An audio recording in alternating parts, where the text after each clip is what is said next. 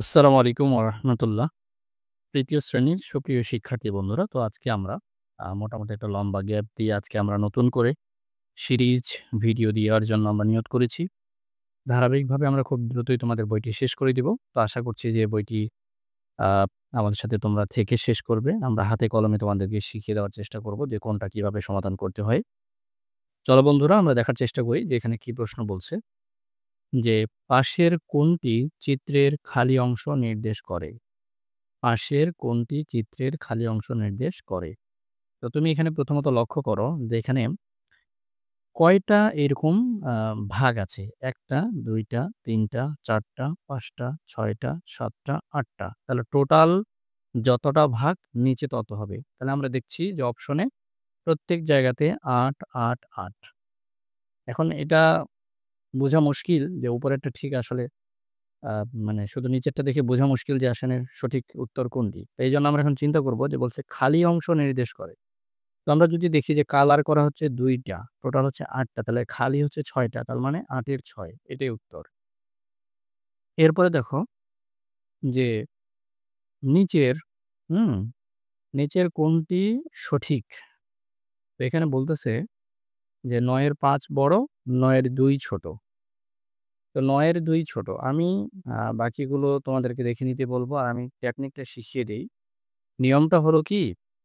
যদি দেখো যে হরগুলো হচ্ছে একই, অর্থাৎ নিচেরগুলো কি একই রকম, তাহলে উপরে যারটা বড় সেটাই হচ্ছে বড়।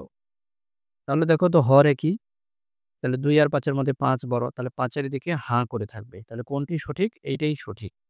তাহলে এটা সঠিক না কেন সেটা দেখি।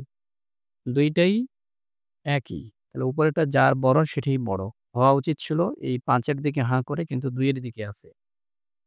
তো বাকিগুলো তোমাদের আর দেখারই প্রয়োজন নাই। এখন আসো, এখানে আমরা লক্ষ্য করছি যে ৮/৩, ৮/৯ এবং ৩/৯ = ৫/৯। খালি ঘরের নিচের কোন প্রতীকটি বসবে? অর্থাৎ বলতেছে যে এখানে কোন প্রতীকটা বসালে এটা ঠিক হবে। তো এখানে আমি তোমাদেরকে একটু যদি বলি যে নিচের গুলো যদি সেম হয়, হুম? এবং সেক্ষেত্রে যোগ করলে, বিয়োগ করলে নিচের এই যে ৯ এর কোনো চেঞ্জ হবে না। তাহলে এখন এইজন্য বোঝা মুশকিল যে আসলে কি যোগ হবে না বিয়োগ হবে? তাহলে যোগ হলেও বিয়োগ হলেও ২ টার যেটাই হোক না কেন নিচেরটা সেম থাকবে। কিন্তু গুণ করলে পরিবর্তন হয়ে যাবে। তাই গুণ আর ভাগ হবে না, এটা আমরা সিউর। তাহলে যোগ আর বিয়োগের যেটাই করি না কেন ৯, ৯ ই থাকবে। তাহলে উপরেরটা এখন দেখি। তাহলে যদি যোগ চিহ্ন এখানে দিতাম তাহলে ৮ ৩ ১১ হতো। কিন্তু আমার তো এখানে ৫ আছে। তাহলে যেহেতু দেখতেছি ৫ আছে, তাহলে ৮ থেকে ৩ বাদ দিলে ৫ হয়। তার মানে নিশ্চিত হলাম যে এই জায়গায় বিয়োগ চিহ্ন হবে। এটা ক্লিয়ার। এরপরে আসো, বলছে যে এই ভিডিওটা আমি আসলে আগে বানাইছি কিন্তু আপলোড করা হয়নি। ভিডিওটাও পাচ্ছি না। এইজন্য এটা পুনরায় বানাইতে হচ্ছে। এই কারণে এই কাটাকাটিগুলো আগে রয়ে গেছে। রিয়া একটি কেকের ৪ এর অংশ খেলো। অর্থাৎ একটা কেকের ৪ ভাগের ১ ভাগ খেলো। রাইসা কেকটির কত অংশ খেলে রিয়ার সমতুল হবে? তো এখন দেখো, আমাদের রিয়া যতটুকু খেয়েছে সেটা হচ্ছে কিন্তু ৪ এর ১। তাহলে আমাদের যাই করি না কেন রাইসার যে খাওয়া অংশ সেটা ৪ এর ১ হইতে হবে। তাহলে এখানে ৪ এর ২, তাহলে কাটাকাটি করলে ১/২ হয়। কাটাকাটি জিনিসটা কি? ধরো যে উপরে তোমার ২ আছে, নিচে তোমার ৪ আছে। এখন এই অপশনটা সঠিক কিনা বোঝার উপর এটাকে লঘিষ্ঠ করতে হবে। লঘিষ্ঠ মানে এটাকে কেটে ছোট করতে হবে। তো কাটাকাটিটা আসলে কেমন? ২ এখানে ৪। তাহলে এখন একই সংখ্যা দিয়ে উপরে নিচে ভাগ দিতে হবে। তো আমি দেখতেছি যে ২ দিয়ে ২ কে ভাগ যায়, আবার ২ দিয়ে ৪ কেও ভাগ দেয়। তাহলে ভাগ ২ উভয় পাশে আমি দিলাম। তাহলে ২ দিয়ে ২ কে ভাগ দিলে ১, ২ দিয়ে ৪ কে ভাগ দিলে ২, ১/২। তো এখানে বলছে যে রিয়া একটি কেকের ৪ এর ১ অংশ খেলো। তাহলে ৪ এর ১ কি হইছে? না, তাহলে এটা কিন্তু উত্তর না। তাহলে এটা উত্তর না। এবার দেখি ২/৬, ২/৬ তাহলে এটা কিভাবে করব? তাহলে ২ দিয়ে ২ কে ভাগ দিলে ১ হয়, ২ দিয়ে ৬ কে ভাগ দিলে ৩ হয়। অর্থাৎ উপরে এবং নিচে একই সংখ্যা দিয়ে ভাগ করতে হবে। তাহলে এটাও না, ১/৩ আসছে। উত্তর লাগবে ৪/১, ১/৪ তাহলে এটাও না। এবার দেখো ২/৮, ২ দিয়ে ৮ কে ভাগ দিলে ৪ হবে, ২ দিয়ে ২ কে ভাগ দিলে ১ হবে। তাহলে ১/৪ তাহলে দেখো তো কোনটা সঠিক? এইটা সঠিক। তাহলে আর আমার পরেরটা চেক করতে হবে না। এরপরে এখন আসো যে নিচের কোনটির ভগ্নাংশগুলো 3/4 এর সমতুল? 3/4 এর সমতুল। তার আগে তোমাদেরকে বলি যে সমতুল ভগ্নাংশ জিনিসটা কি? সমতুল মানে হলো সমান, হ্যাঁ? ২ টাই সমান হবে এমন। যেমন 3/4 এর সমতুল চেয়েছে। তাহলে 3/4 এর সমতুল হচ্ছে কি? কিভাবে আমরা জানবো এটা? 3/4 এর সাথে যদি উপরে এবং নিচে একই সংখ্যা গুণ দিই, যেমন ২, ২ উপরে গুনতেছি। ৩ দোকানে ৬, ৪ দোকানে ৮। তাহলে এইটা হচ্ছে 3/4 এর সমতুল। একই রকম 3/4 এর যদি আমি এখানেও ৩ দিই, এখানেও ৩ দিই। তাহলে ৩ আর ৩ গুণ করলে ৯, ৩ ৪ এ হচ্ছে ১২। এটাও সমতুল। তাহলে 3/4 এর সাথে যদি আমি উপরেও ৪ গুণ দেই, নিচেও ৪ গুণ দিই, ৩ ৪ এ ১২, ৩ ৪ ৪ এ ১৬। তাহলে এগুলো সবগুলোই হচ্ছে সমতুল।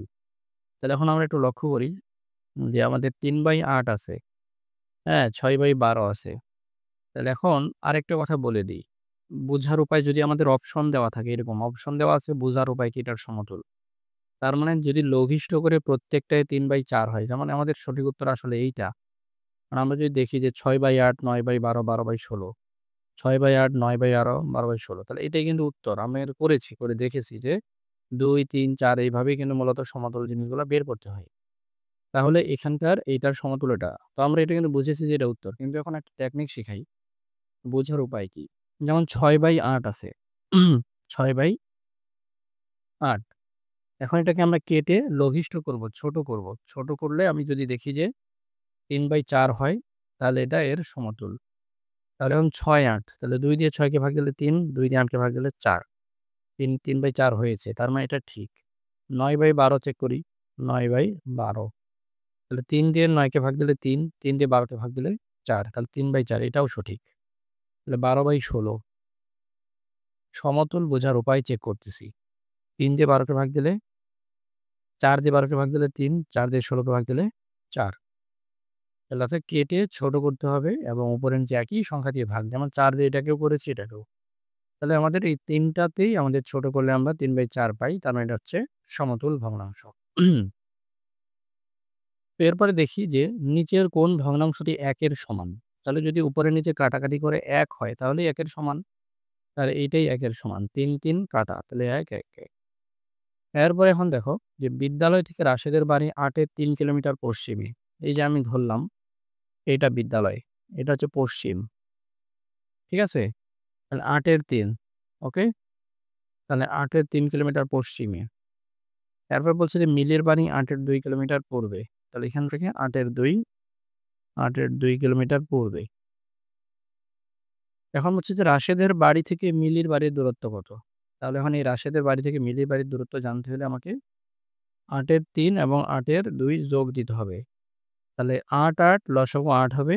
তাহলে উপরে জাস্ট এগুলো বসে যাবে। ৩ যোগ ২, হ্যাঁ। তাহলে ৮ এর ৫ হবে। তো উত্তর এখানে কত? ৮ এর ৫। এরপর এখন দেখো যে রাসেল ৫ এর ৪ লিটার পানি পান করল এবং রিয়া ৫ এর ৩ লিটার পানি পান করল। রিয়া অপেক্ষা রাসেল কত লিটার পানি বেশি পান করল?